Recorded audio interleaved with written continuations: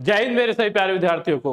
जब एक बच्चा किसी एग्जाम की तैयारी करता है तो वो अपना दिन रात एक कर देता है कि कल को जब एग्जाम होगा तो उसकी मेहनत के बलबूते पर वह जॉब ले पाएगा। परंतु जब वो एग्जाम की तैयारी कर रहा होता है, इस पूरे प्रोसेस में उसे क्या क्या झेलना होता है और अंत में एक ऐसा रिजल्ट निकल कर आता है, एक ऐसी गड़बड़ निकल कर आती है जिससे वो पूरी तरह से परेशान हो जाता है। जब वो तैयारी करता है किसी एग्जाम की तो पहले तो वो सहन करता है दुनिया के ताने, माँ बाप को जो दिए जाते हैं कि जी आपका लड़का तो कुछ नहीं कर सकता, इसके बस की कुछ नहीं है। उसके बाद माँ बाप भी अपने बच्चे को दिन रात ताने देते हैं, भाई तेरे बस की कुछ नहीं है। पहला त्याग कि वो सबकी सुन भी रहा है और एक तरफ उसे मन लगाना है कि पढ़ाई करनी है जिससे मैं एग्जाम क्लियर करके अपने मम्मी पापा को सम्मान दिला सकूं और उनका नाम रोशन कर पाऊं। दूसरी तरफ वो हर जगह जाना छोड़ देता है, अपने यार दोस्तों से मिलना छोड़ देता है, क्योंकि उसे मेहनत करके कुछ बन के अपने मम्मी पापा का सपना रोशन करना है। साथ ही साथ वो बहुत सारी शादियां वगैरह फंक्शन भी अटेंड नहीं करता, सारे की सारी दुनिया से दूर हो जाता है, एक कोने में बैठा बैठा पढ़ते रहता है, रात दिन एक कर देता है। और फिर जब वो अंत में जो सबसे बड़ी दिक्कत जो उसे दिखती है वो ये, जब वो एग्जाम देने जाता है और ये गड़बड़ियां जो कि सालों से चली आ रही है, कभी पेपर लीक हो जाता है, कभी कुछ हो जाता है, कभी किसी तरीके से लोग पैसे देकर जॉब ले लेते हैं और ये फर्जीवाड़े हर रोज सामने आते हैं। और इन सब के बीचों बीच एक शरीफ सा स्टूडेंट जो सिर्फ अपने दम पर पढ़ लिख कर अपने मम्मी पापा का नाम रोशन करना चाहता है, उसे फिर से सिर्फ और सिर्फ ताने मिलते हैं, क्योंकि चाहे एग्जाम किसी भी वजह से कैंसिल हो, ताने तो उसे मिल नहीं है कि अरे हमें तो पता था तेरे बस की नहीं है, तो उससे तो वहां पर एग्जाम में कंप्यूटर नहीं चलाया गया होगा, ये नहीं कराया गया होगा। परंतु इन द एंड उसे फिर से ताने ताने ताने सुनने पड़ते हैं। अभी हम बात करने वाले हैं एनटीपीसी आरआरबी परीक्षा में गड़बड़ी का आरोप, रांची के सेंटर का वीडियो हुआ वायरल। मैं पूरा वीडियो दिखाता हूं, पर उससे पहले ये मामला क्या है, क्या दिक्कत बनी और क्या क्यों इस तरह से ये जो एग्जाम है जो यहाँ पर कैंसिल हुआ है, ये पूरी चीजों को यहाँ पर देखते हैं, एक एक चीज पर फोकस करते हुए आइए चलते हैं। तो लीजिए बच्चों, इसको पूरी तरह से यहाँ पर देखते हैं एक एक चीज। तो यहाँ पर मेरे प्यारे बच्चों आप देख रहे होंगे कुछ बच्चे वीडियो बना रहे हैं। पहली चीज तो आप समझिए, क्या आप कभी सेंटर में फोन लेकर जा सकते हो? नहीं। पर कितनी बड़ी गड़बड़ी यहाँ हुई होगी और किस तरह से बच्चे परेशान हुए होंगे, और आगे अगर ऐसी चीजें होती हैं तो आपको क्या करना है, इस पूरी चीज को यहाँ पर पढ़ते हैं कि वीडियो हुआ वायरल। अगले पेज पर आते हैं मेरे प्यारे बच्चों, यहाँ पर कि GBKSS ने वीडियो पोस्ट करते हुए लिखा है कि अब #NTPC रेलवे एग्जाम में भी गड़बड़ी होने लगी है। ये video Tupudana TCS iON digital Ranchi की है। छात्रों का आरोप है कि परीक्षा के बीच में कुछ कंप्यूटर बंद हो गए जबकि अन्य सामान्य, और मैं पूरी वीडियो भी अभी आपको दिखाऊंगा, और अन्य सामान्य रूप से चल रहे थे। कुछ छात्रों ने यह भी आरोप लगाया कि परीक्षा कक्ष में कोई जिम्मेदार अधिकारी मौजूद नहीं था और कुछ छात्रों को उत्तर बताए जा रहे थे। ये सबसे ज्यादा आपको गौर करने वाला पॉइंट है कि कुछ कंप्यूटर तो बंद हो गए, ठीक है, और उसके अलावा कुछ छात्रों को उत्तर बताए जा रहे थे और अंदर सेंटर में कोई भी अवेलेबल नहीं था, एक ऐसा अधिकारी जो समझदार होता है। अब इसको क्या साजिश मानी जाए?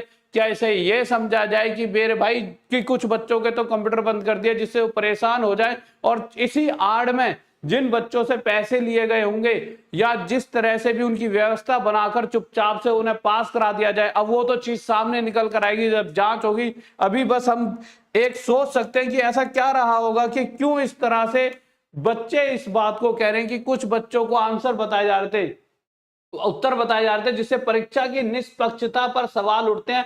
छात्रों के विरोध और शिकायतों को गंभीरता से लेते हुए रेलवे भर्ती बोर्ड आरआरबी ने पूरे घटनाक्रम पर संज्ञान लिया है। बोर्ड ने सेंटर से परीक्षा के दौरान का पूरा सीसीटीवी फुटेज तलब किया और जांच के आदेश दिए। फिलहाल तीसरी पाली की परीक्षा को रद्द कर दिया गया है। देखिए, परीक्षा रद्द करने से क्या बच्चों को बहुत खुशी होती है? नहीं। एक बच्चा जो घर से निकलता है और एग्जाम देने जाता है, पहले तो एग्जाम बहुत पास नहीं होते, बहुत दूर दूर सेंटर पड़ते हैं। किसी की किस्मत हो तो ही 100 से 150 200 किलोमीटर के अंदर सेंटर मिल जाता है, नहीं तो 500 किलोमीटर दूर सेंटर होते हैं। एक ऐसी जगह पर जाना जहां आपको कोई नहीं जानता, उस बच्चे को कोई नहीं जानता, और वहां जाकर उसे रहने की व्यवस्था बनानी और एक दिन पहले पहुंचना है। 4 से 5 हजार मिनिमम उसका खर्चा हो जाता है। क्या उसकी भरपाई कोई सेंटर वाला करेगा? क्यों इतनी बड़ी बड़ी कंपनियां, एक ऐसी कंपनी जिसको टेंडर दिया जा रहा है और बहुत ही नामी ग्रामी कंपनी है, क्यों ऐसे छोटे मोटे सेंटरों को वो चुन रही होती हैं एग्जाम कंडक्ट कराने के लिए? क्या अच्छे सेंटर नहीं चुने जा सकते जिससे बच्चे सिर्फ और सिर्फ पेपर देने की टेंशन ले? आप समझिए एक बच्चा पेपर देने जा रहा है और देखिए इस तरह से उसे वीडियो बनानी पड़ रही है कि भाई क्या क्या हो रहा है। क्या कोई इन्वेस्टिगेशन ऑफिसर थोड़ी है बच्चे? बच्चे सिर्फ चाहते हैं हमारा एग्जाम अच्छे से हो जाए, इसीलिए वो एग्जाम सेंटर में जाते हैं कि बस सिर्फ और सिर्फ दिमाग लगा के पेपर दिया जाए। परंतु वहां जाकर जब इस तरह की चीजें उसे देखने को मिलती हैं तो पूरी तरह से परेशान हो जाता है। एनटीपीसी आरआरबी की परीक्षा 3 शिफ्ट में ली जा रही है और ये सारी चीजें, इसके अलावा मैं आपको पूरी वीडियो आपको दिखाता हूं जिससे आप और समझ पाएंगे ढंग से। लीजिए इस वीडियो को एक बार देखिए।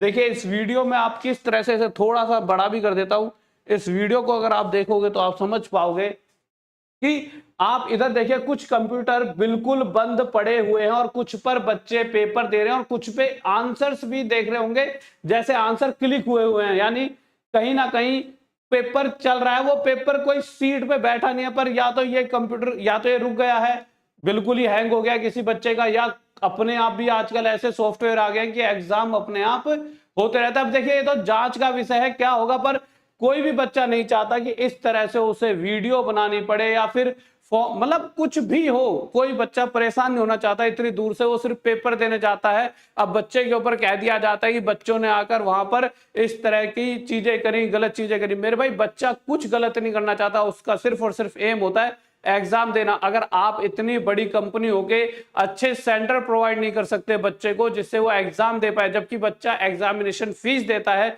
जिस पैसे से आप उसका एक एग्जाम भी अगर अच्छे से कंडक्ट नहीं करा पाते, तो किस तरह से डिजिटल हो रहा है हमारा इंडिया और ऐसे कैसे काम चलेगा? मैं तो यही कहना चाहूंगा रेलवे से कि ये जो बच्चे हैं जो तैयारी कर रहे होते हैं और एग्जाम देने जाते हैं, ये एक नॉर्मल इनकी जिंदगी नहीं होती, ये सभी लोगों से अलग जिंदगी होती है, पूरी दुनिया से अलग थलग हो चुके होते हैं। सारी दुनिया ने इन्हें धिक्कार दिया होता है। हर किसी को लगता है ये कुछ नहीं कर पाएंगे, क्योंकि किसी को 2 साल, किसी को 3 साल, किसी को 4-4 साल लग जाते हैं और सिर्फ इन्हें ताने मिलते हैं और ये उन तानों से अपने अंदर एक पॉजिटिविटी लाकर मेहनत करते हैं, रात दिन एक करते हैं, जिससे कि कल को जब एग्जाम में बैठेंगे तो सारी दुनिया को जवाब दे पाएंगे।